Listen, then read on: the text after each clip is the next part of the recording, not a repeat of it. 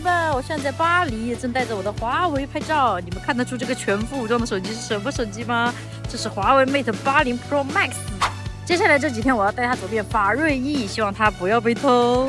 耶！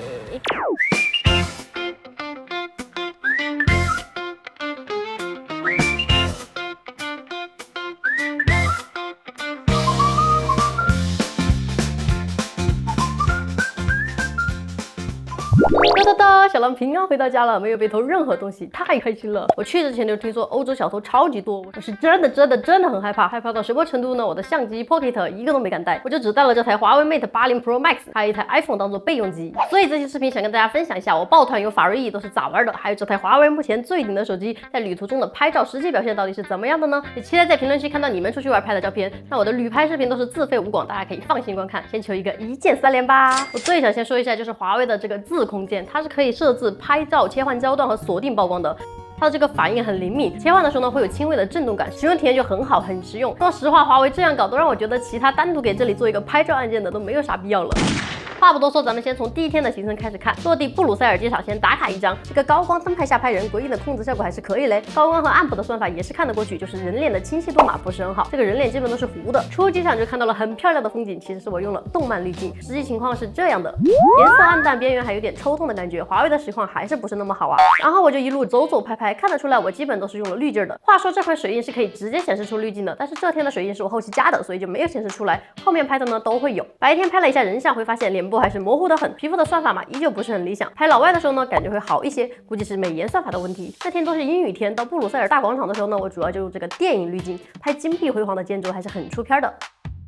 要是觉得太饱和的话，也可以在拍的时候在滤镜界面去调节好，但是这个滤镜拍人就不行了，人物的皮肤特别饱和，根本就没法用。好在华为是可以在设置里更改滤镜的，可以直接用回原图，还能救一下。然后就是去看布鲁塞尔的市标，传说中拯救城市的小英雄雕像，就是撒尿小童嘛，挺多人去打卡的，我们也就去打了个卡就够了。再在附近逛逛，吃吃本地的华夫饼、薯条，然后就去吃团餐了。话说这个薯条啊，70块人民币，我记它一辈子。吃完路过蓝精灵博物馆看了一眼，然后就开车几个小时去巴黎入住了。路上我都是用这个动漫的滤镜随手拍，还是可以挽救一下这个阴天的。再用后期这个去反光的功能，感觉在大巴车上也能拍出好看的景色。有一说一啊，华为还是很适合拍景的，拍吃的效果也还可以，就是细节没有那么好。到地方一看，其实跟团住的也不是很差嘞。华为的夜景算法还是很强的，肉眼看黑压压的地方，它居然能拍出层次感。第二天早上一上车，导游就开始推销自费项目了，一共是500欧，全团就我跟我的朋友没有买，其他人都觉得来都来了就看看吧。后面我再跟你们说我们没花钱是怎么玩的。巴黎市中心先看协和广场，最大的广场屹立着古老的埃及方尖碑，也就是拍拍照就好了。然后去看看凯旋门，跟团去这些标志性的建筑，基本都是打卡拍照溜达走人。然后就是看巴黎的象征埃菲尔铁塔，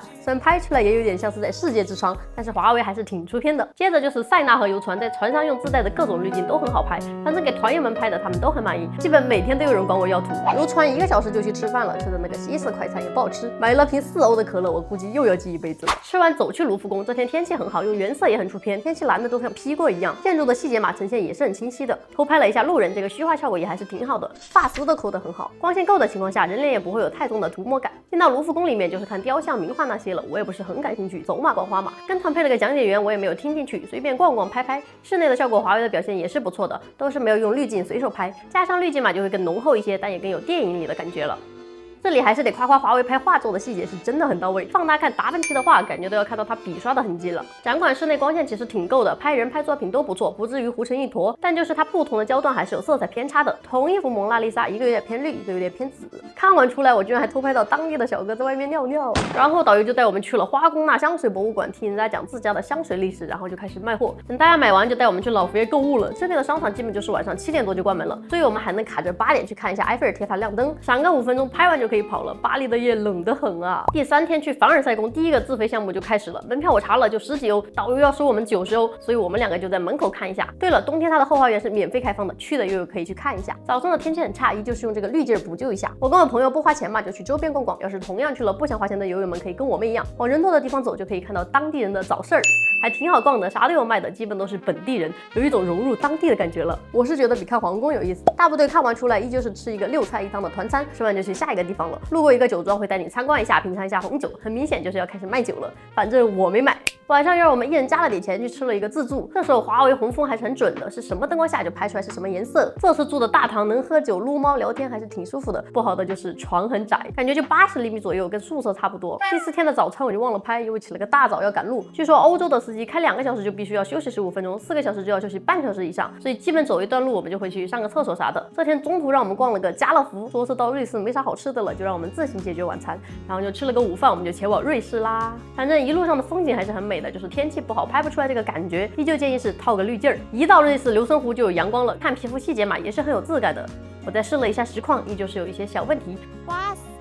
正常拍摄就挺好的，大逆光下暗部细节的呈现也很不错。这个湖是可以坐船的，导游要是我们几百块钱，我们就不去了，就在市中心溜达溜达，看看风景，晒晒太阳，还是很惬意的。跟团久了还是有点累，旅途中可以自己歇一歇，我觉得也挺好的。等大家回来，我们去看一个悲伤的狮子雕像，然后就可以自由购物。在瑞士基本都是卖表的，卖巧克力的，反正我也买不起，就给大家看看100万名表吧。巧克力还是挺好吃的，可以买一些，不过都挺贵的，就这么一点点，我都花了100多。团友买了这一大袋子，花了2000多人民币呢。不愧是全球消费最贵的国家，我记得一个包子都是要40多，随便吃点麦当劳什么的都要200-300了。爱买冰箱贴的友友们也记得看一下产地，基本都是中国的，少数会有当地的。对了，超市买的泡面基本是没有勺子的，你们要记得带一下。第5天又是从吃面包开始，我们去坐那个黄金列车，也是自费项目，也就是我们唯一选择要去的项目，收了我们140欧，结果一整个就是吃大亏。我们其实坐的就是那个公共的交通工具，实际买票嘛，我估计要不了几十欧，也不是网上看到的那种复古好看的列车。反正这1000多我是觉得很亏的，但也就是因为跟团了嘛，不好再去自己买票啥的，也就这样就坐坐吧，毕竟来都来了嘛，就只能拍吧，多拍点回本儿。不过瑞士的小村落都还是挺好看的，我估计春夏的时候呢会更美，有机会应该是会选择再来。到站之后呢，这个地方也挺日系的，我感觉小日子就是学他们的建筑风格。用华为帮团里的老夫妻拍了照片，他们都可喜欢了，团里很多人都找我拍照，真的感觉带华子遥遥领先了。然后我们就去坐了全世界最陡峭的缆车，反正导游是这么介绍的，开始是很陡，还要坐3次才能登顶，还有超多人都是去滑雪的。在这里你真的会发现什么年龄都在滑雪。我们去到山顶嘛，就是拍拍照，看看阿尔卑斯山，在这里用长焦拍雪山景还是很合适的。哦，对了，建议大家去雪地的话要多穿亮色的衣服，比较好拍照。坐缆车下山，然后就会带我们去那个因特拉肯小镇，小镇也是挺好看的，挺安逸的感觉。我们基本又是导游带着买东西啥的，感觉来瑞士不买表都等于白来了，所以我也没忍住，买了个便宜的 Swatch。晚上回到酒店依旧是小床，已经习惯了。第6天我们基本就是赶路了，会路过一个很小的国家列支敦士登，然后经过德国去看看那个新天鹅城堡，再去奥地利的因斯布鲁克看看黄金屋顶。这天我就记得从晴天走到了下雪的地方，再走回来。中午吃的鸡肉还是挺不错的，还上了一个8块多的厕所就没了。哦，对了，这天的酒店还没有电梯，但是白天还是挺美的，因为下大雪了，真的很美，感觉住在这里也会很幸福。还有早餐也是有热的，雪太大导致当天起来就是先给车扫雪，南方人嘛就是打个雪仗，然后就可以出发了。吃完中餐我们就赶到威尼斯，先是要坐船上市中心，没有太阳的水上城市嘛，拍出来也不好看，而且就跟网上说的一样，确实是很臭。听说水位也是年年都在上涨，但是我问了，距离淹没嘛还有个大几十年，我们这代人嘛就不用担心了，啥时候来啥时候都能看上。看完叹息桥往前走2步就是圣马可大教堂，据说上面都是真的黄金，看得我都想去抠2头回来了。教堂对面就是圣马可广场，周总的粉丝可以在这里拍一下同款机位，然后就可以去里面的小巷子走一走，吃吃提拉米苏、冰淇淋啥的。这2样相比国内算是好吃不贵了。墨鱼面不好吃，感觉还不如萨利亚。但是晚上蓝调时刻的威尼斯就很美了，冷暖的对比色拍出来很有氛围感。华为在这种情况下还是很还原的，不会整个偏冷或者偏暖，用自带的滤镜直出就很美了。晚上我们是住了一个历史悠久的老酒店，装修风格真的很欧式，就是晚上有点吓人。第8天我们就去看了比萨斜塔，话说这个项目也收费了70欧，但是导游又不给大家买门票进去，就是在外面看看。其实在外面看就是免费的，所以很多人就开始不满了，收门票的你赚差价就算了，不收钱的你还收那么贵。这时候导游就开始说什么要交进城费呀啥的。我们刚去的时候还是下雨天，拍完就出太阳了。意大利的天气才是翻云又覆雨吧。看完我们就进城了，坐地铁去佛罗伦萨看百花大教堂，同样也是阴雨天，没什么好看的，大概也是因为欧式建筑教堂也就看腻了吧。再走到市政厅的广场看看雕塑啥的。同样这里面往里走也有个周董的同款机位可以拍一下。然后就是吃晚餐，我们又被导游劝说着每个人多给了20多欧，据说人均是45欧，反正就是300多块钱吧。就是这些，你们觉得值吗？吃饭不到7点，这边街上都没什么人了，商店都还是开着。坐地铁回去的时候发现这边都没什么工作人员，也也不需要安检什么的，宠物也可以带上去，这天依旧是睡小床。第9天到罗马了，斗兽场是可以看的，但是也没给我们买票进去，还是有点小遗憾的。好在天气还行，拍人拍景都挺好看的。中午我们吃的川菜全程最好吃的一顿了，我问了这里的厨师也是四川的，再加上巴师傅，去玩的友友们可以去试一下。吃完大部队就跟着本地导游去罗马深度游了，就是看景点、走路、坐地铁啥的。我跟朋友不愿意给这100欧，所以就是自己玩。但是今天很恶心的点在于，那个导游怕我们自己走碰到他们收钱的部队吧，所以就给我们很短的时间，然后就让我们去坐大巴到另外一个目的地去等他们。我们就紧赶慢赶的看了一下废墟和许愿池，然后都没顾上去那个真理之口，就被推着回去了。回去之后，那个导游知道我去了许愿池，还拜托我说别发朋友圈呀，怕他们看到觉得钱花的不值。我也是善，我就答应他了。然后我们回到大巴车站，我们等了半天他们才回来，我是真的很无语。我说你们要赚钱我可以理解，但是也不能限制我们不花钱的自由吧？没有那么早集合就别让我们这么早回来呀，生怕我们多玩了几个景点一样，真是小心眼。所以你们要是也去玩的，就要问清楚那个具体的时间，别被影响了。最后吃个饭就回去睡握手床了。第10天最后一天到米兰了，感觉是最开心的一天，大概是因为要回家了，吃了一个很难吃的中餐，但是也无所谓了。到米兰市中心的时候是2月1号，那时候的冬奥会各种还没搞出来。米兰最主要的就是看大教堂吧，我们花了200块钱买了个登顶票，发现好多地方都还在建，所以还是有点影响观感的。拍照的话是可以避一避的，有太阳拍出来的效果还是很好的，毕竟是最华丽的教堂之一嘛，还是值得去看一下的。记得带个长焦好的手机去拍拍古今建筑同框的画面，还是很有意义的。看完下来就是大教堂的内部了，第一眼感觉还是很震撼的，看着几10米高的穹顶，瞬间觉得自己好渺小啊，整体还是很壮观的。还有颜色艳丽的玻璃窗，阳光透过来的时候就很美，画完出来可以买冰箱贴啥的。我特意看了，我买的这个就是本地产的，想逛博物馆的也可以去看一下。爱曼纽回廊里面就是购物天堂了，什么牌子都有，但是也超级多人。在米兰吃一顿最后的晚餐就结束了所有行程啦，第2天一大早就飞回家了。